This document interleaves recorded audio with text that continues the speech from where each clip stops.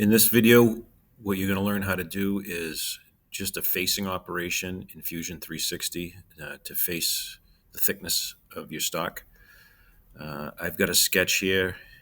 It's 3 inches by 2 inches, and I'm going to extrude that out to 0.470 thick. Double check that. Oh, 450 thick, I'm sorry. Yep, 450 thick, because we're going to use half-inch thick stock and then face it down. So when we have our solid piece, 2 by 3 by 0.45, we're going to switch from design mode to manufacturing mode.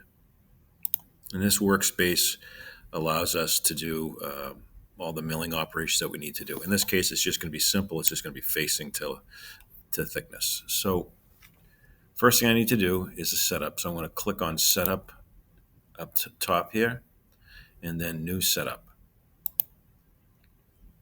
You can see that you can choose where your datum is on this right here. The work coordinate system is what they call it.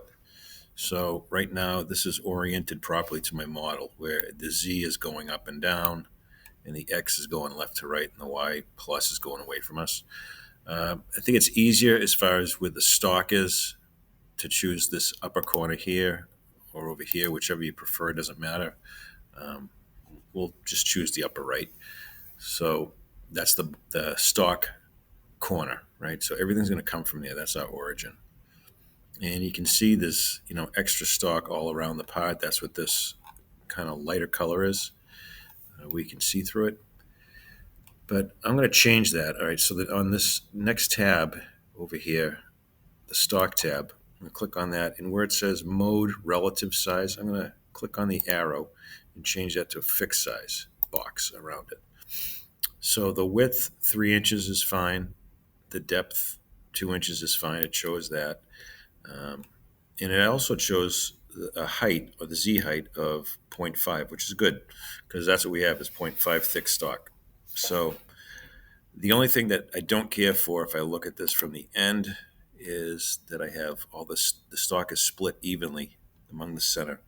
So I'm going to go down over here to where it says model position under height Z, where it says center. I'm going to say offset from top Z. And I'll change that to 50,000. So it's all going to come off the top surface.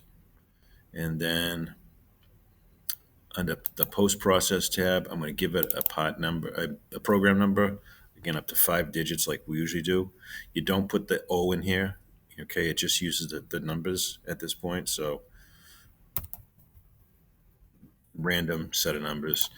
And you can put a comment that'll appear at the beginning of the program. I can say X0, Y0, upper right. And I'll also put that face thickness.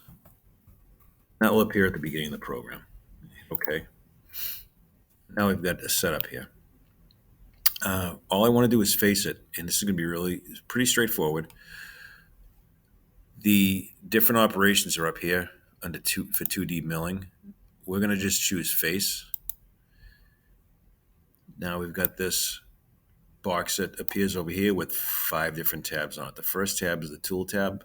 I want to select, click on select, and we're going to add in a new tool. To do that, click on this plus sign for new tool. You're going to choose face mill. And here's where we describe and set up our tool. So I'm going to say that this is a 3.000 face mill. It's just a general description of it. Now we're going to define the size of the cutter. Number of flutes, we're going to go up 1, so it says 4 flutes. Material is carbide. The diameter is 3 inches.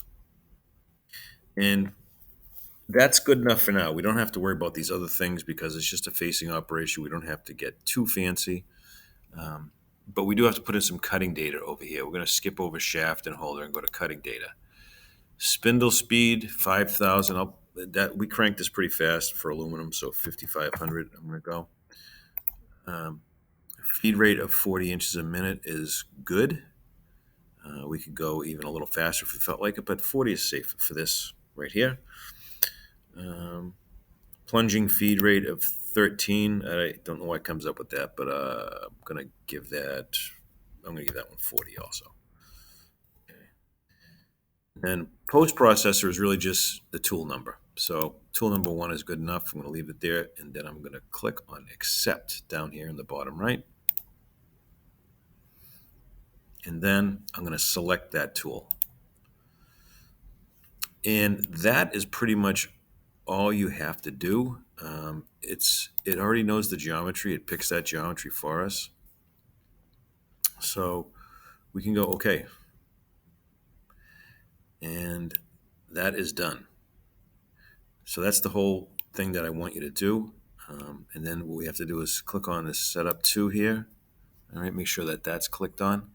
And then we're going to make the program. Well, the first thing we can do, actually, we can simulate it by clicking on this button up here and click the play button, and it's going to simulate that being cut, being faced off.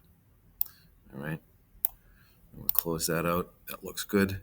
Next to that is post process. Click on that. We want to make sure that where it says use machine config, you see this post Haas pre NGC is what we want to be looking for. So you might have to open up this folder to select the post from a library.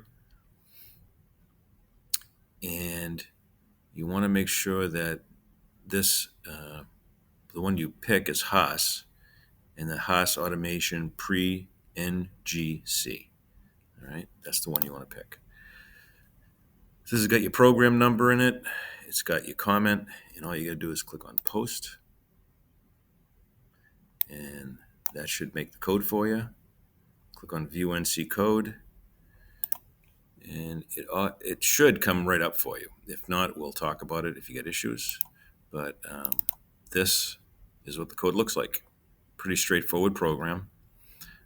Then we're going to go out and set up and run it.